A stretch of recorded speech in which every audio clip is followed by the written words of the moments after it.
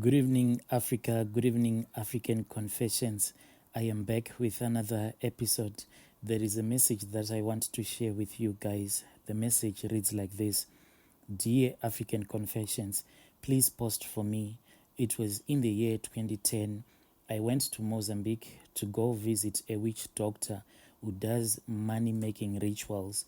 I knew this witch doctor through another traditional healer whom I had done a consultation with, but that witch doctor that I had consulted, he didn't know how to do these money making rituals. So he referred me to this one whom he said he knew everything about these money making rituals. I was then given directions. Then I went to Mozambique and I arrived at that witch doctor's house in Mozambique. When I got there, I was asked what type of a ritual that I wanted and what kind of money that I wanted, how much. Everything was in the contract that I signed.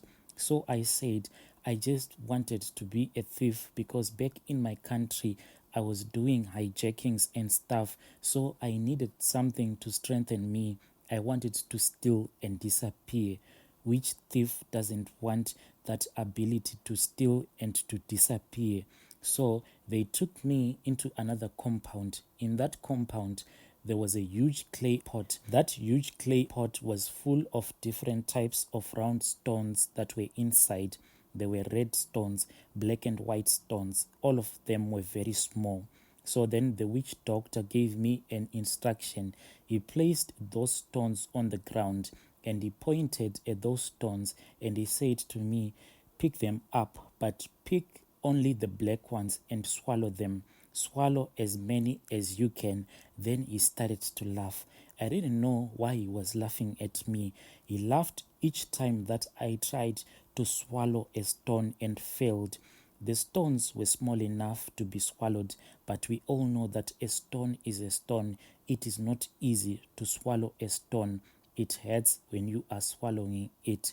Before I swallowed the stones, I was sprinkled with water. Then the witch doctor stabbed my cheek with a very sharp metal, and that sharp metal, when it stabbed my cheek, it came out of the back. I don't know how I survived, but it happened like that. I didn't feel any pain. And when I pulled it out, he told me to pick up the stones and swallow them.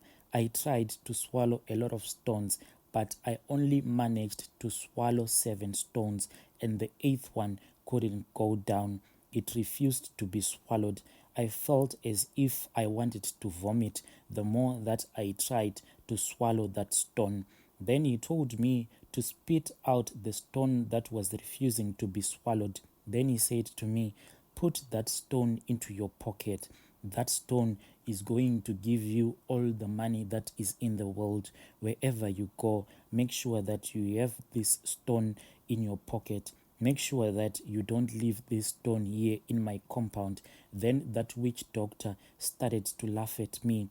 That is when I realized why he kept on laughing at me the moment that I was trying to swallow those stones. The reason why he was laughing at me was that I had swallowed 7 stones, and those were the years that I had been given in the spiritual world to live in this physical world.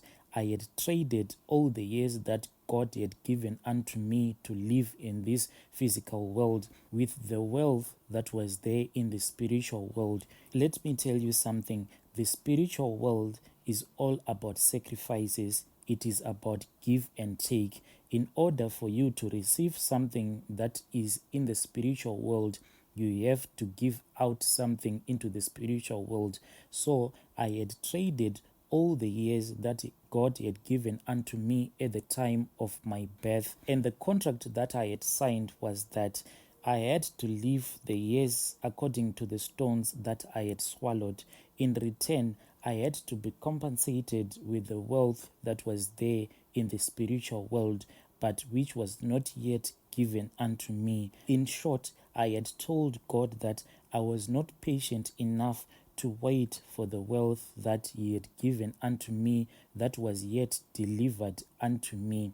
So after I swallowed all of those stones, they did another ritual in order to strengthen me. You know that if you swallow a stone, you can die, but they are herbs that they made me to drink so that I don't die. They did a lot of voodoo stuff on my body. So what happened was that he told me that when you go back to your home country, whenever you are asleep, you are always going to hear a voice. This voice will always lead you either to a house or to a car that will be parked by the side of the road. If it is a car that you are going to hijack, that stone will make sure that the owner of that car, when he gets out of his car, he can actually forget his keys in the ignition. He can actually forget to lock his doors. All that you have to do is to follow the voice. The voice is going to guide you wherever you go. And if you properly follow the voice, it is going to give you a lot of wealth. Whilst I was at his shrine, there were vows that I had to do. This stone will control me each and every time. If I want to steal something, I have to swallow this stone. But there is something spiritual that happens whenever I swallow this stone, because after I have finished hijacking or stealing something, that stone, it will immediately come out of my mouth. When I swallow this stone, it does not enter into my stomach, but rather it just stays somewhere on my throat. So whenever I am hijacking or stealing something, I can feel the movement of this stone on my throat. Like I said, there is something spiritual about this stone. So when I returned back home, I started stealing and hijacking whatever I wanted. I bought so many good things that many people started to admire me. I was driving a lot of expensive cars, wearing flashy clothes. My life had completely changed. But people in my community from where I come from, they didn't know that this was only for a short time. I had been given 7 years to live whilst I was in Mozambique. Back to my story, I started stealing and I was doing exactly what the witch doctor had told me to do. We used to go around the countries that are in Southern Africa. We would go from one country into another country doing all of the illegal things, and also we did all these things with the help of the local gangs in the country where we will be operating in. But with each passing year, it scared me that my death was imminent. Anytime I'll die soon. I kept on counting the years. 7 years is nothing when you are enjoying life. 7 years can seem like 1 week when you have so much money, because there are a lot of things to do, people to see, and places to visit. So as someone who was involved in a lot of illegal activities, like the human heart, no matter how evil you are, but when it is time for you to go to bed, there are times where you can't fall asleep. You keep on thinking of all the bad things that you have done. So the way that I used to block these thoughts throughout the day, what I will do is that I would go around town and visiting poor communities and assisting them in whatever way I could assist them. There was this other day, as usual, I was busy driving in my car, and in my car, I had loaded a lot of bottled water. I was driving around and offering that bottled water to poor communities. That is when I met my aunt's daughter, whom I had not seen since she got married when we were still in school. She was even helping her husband, those people that sell things by the side of the road.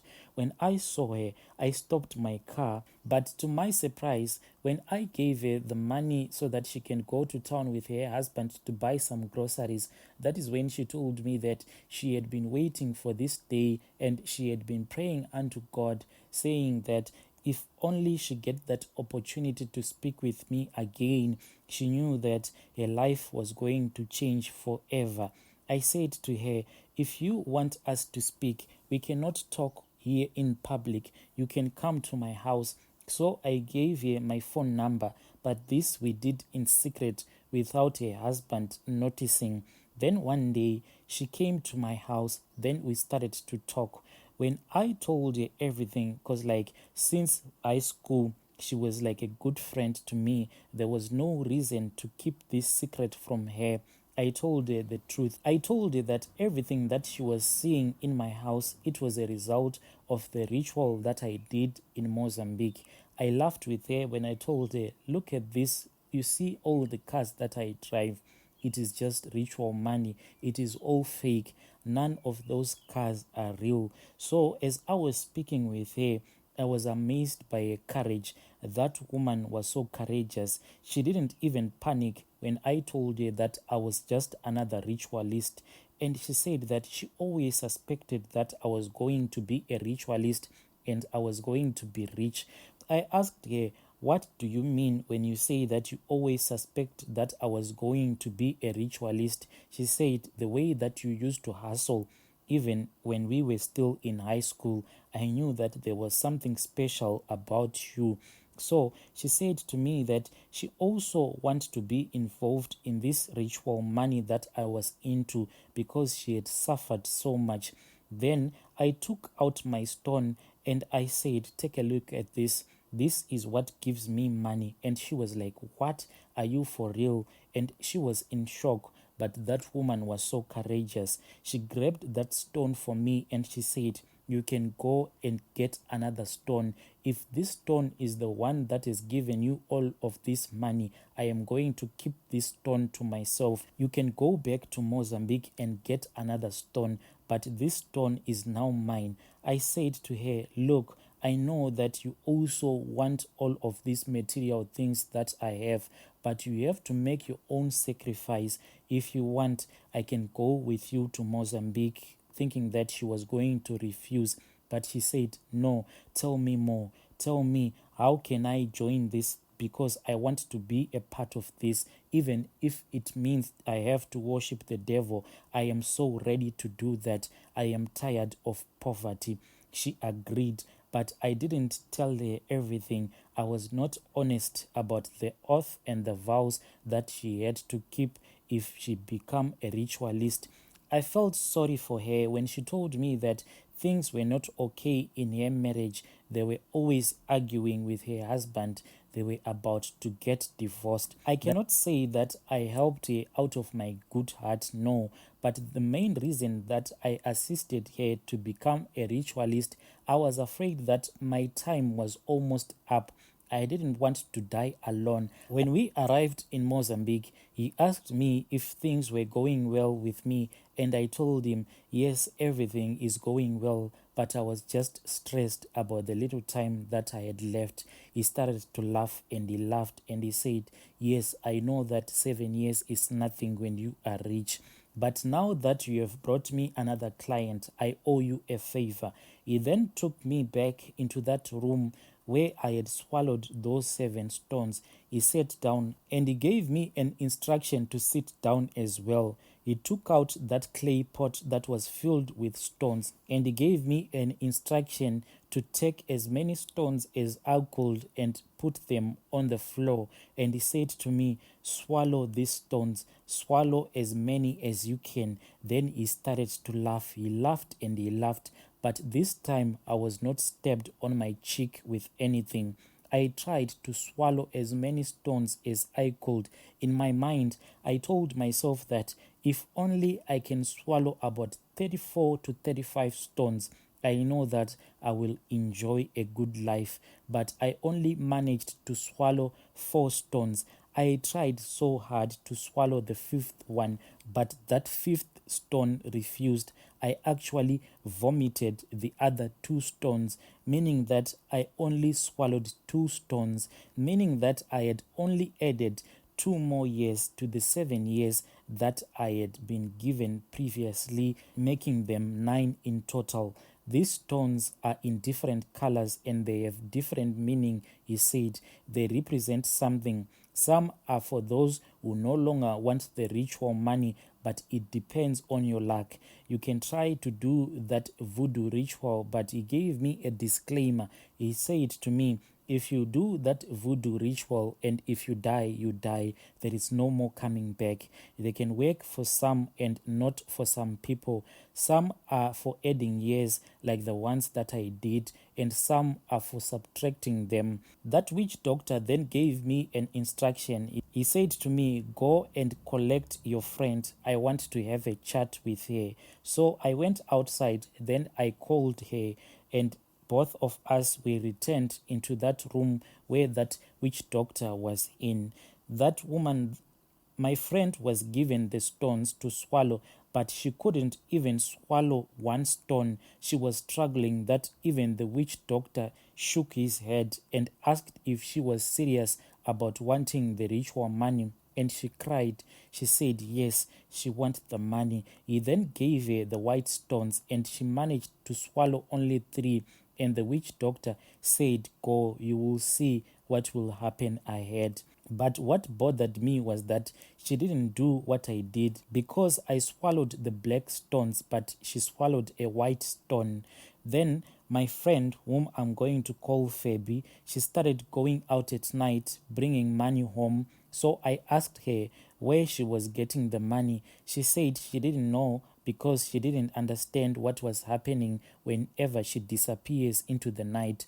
The whole of last month, she was doing like that. Sometimes she will go out, but when she comes back home, she will be having lots and lots of money. But I didn't understand, because she will just sleep throughout the day, and in the evening she would go, and whenever she will come back, she will be having lots and lots of money. She used to put all the money she brought back in her bag. I would ask her what she wants to do with the money, and she will say she hasn't decided yet. But the more that I stayed with her, I noticed that she had changed. Even when we were talking, she was always tired.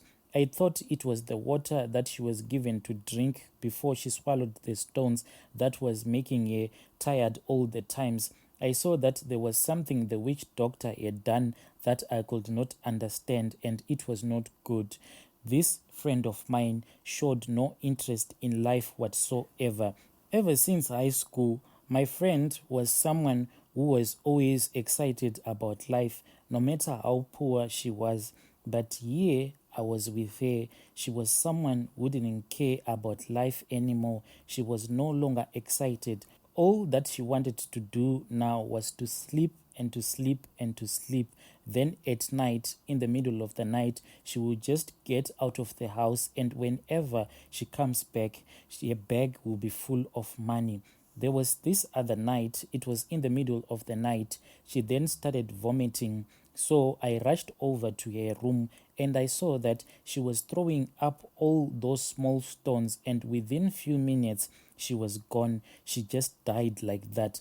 Whilst I was in shock, I called an ambulance, but when they arrived, they said that the person was already dead, so they could not take her. I had to call the police. The police came, then the years came. I found out the next day that the bag of money was gone, but no one came in the house.